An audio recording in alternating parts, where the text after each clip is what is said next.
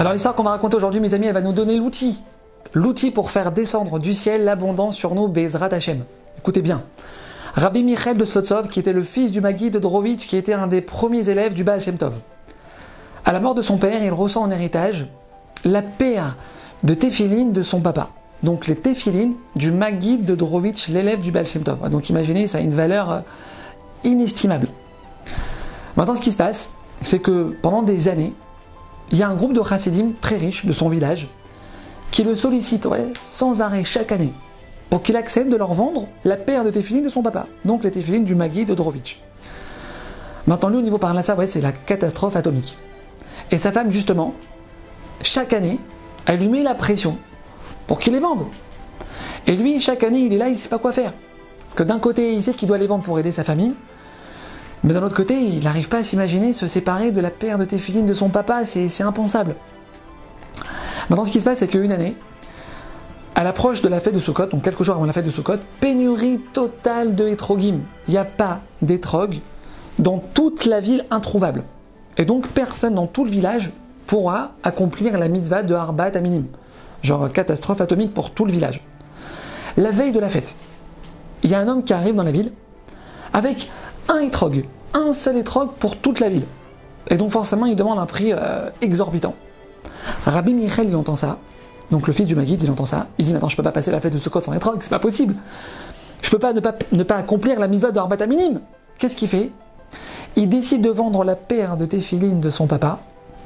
Et avec l'argent, il part acheter le seul étrog de la ville. Donc il rentre chez lui. Il est comme un fou. Il déborde de joie. Baruch Hashem, j'ai un étrog pour la fête. Maintenant, sa femme, elle le voit comme ça. Elle lui demande, mais qu'est-ce qui se passe? Pourquoi t'es content comme ça? Qu'est-ce qui t'arrive? Alors il lui raconte ce qu'il a fait. Qu'il a vendu la paire de téphilines de son papa et qu'avec l'argent, il a acheté le seul étrog de la ville. Sa femme, elle entend ça, elle lui dit, quoi? On est en difficulté à la maison et au lieu de nous aider, tu pars acheter un étrog? Sans réfléchir, elle prend le étrog, mes amis, et elle casse la petite pointe qu'il y a au-dessus du étrog, le pitom, et qui rend donc à ce moment-là le étrog bon pour la poubelle. Le étrog, il vaut plus rien, il est inapte à la mitzvah. Immédiatement, le fils du Maguide, il lève les yeux au ciel, il dit, Hachem, les téphilines de mon papa, je les ai plus. Le étrog aussi, je l'ai perdu.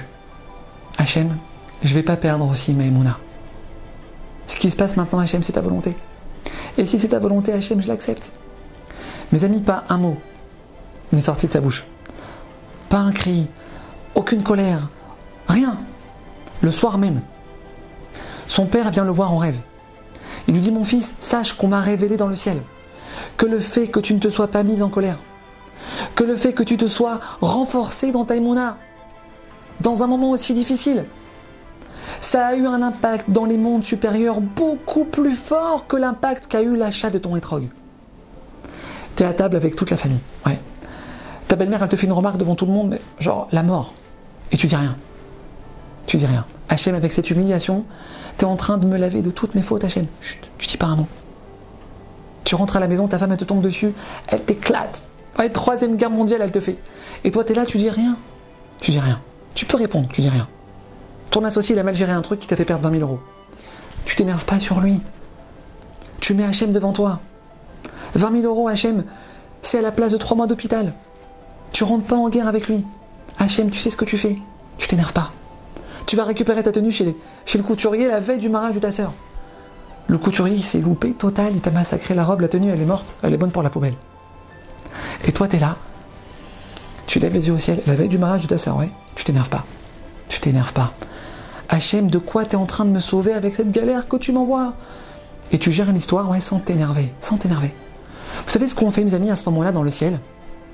Avec notre silence. Vous savez ce que c'est l'impact dans le ciel d'une personne qui arrive à maîtriser sa colère? Rabbi Nachman mi-Breslev, que son mérite nous protège et nous dévoile ce qu'on fait à ce moment-là dans les mondes supérieurs. Écoutez bien, mes amis. Il écrit, Rabbi Nachman, qu'au moment où on a une très grosse envie de se mettre en colère, il faut savoir que c'est un signe dans le ciel. Écoutez bien, c'est un signe que dans le ciel, à ce moment-là, on veut déverser sur nous une immense abondance.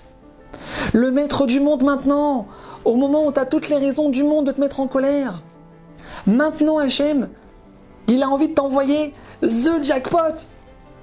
Et si on arrive à se contrôler, nous dit Rabbi Nachman, il écrit Rabbi Nachman, noir sur blanc mes amis, si on arrive à mettre Hachem devant nous, à retenir notre colère pour Hachem, on fait descendre à ce moment-là cette abondance que Hachem nous a réservée et qu'il veut nous donner.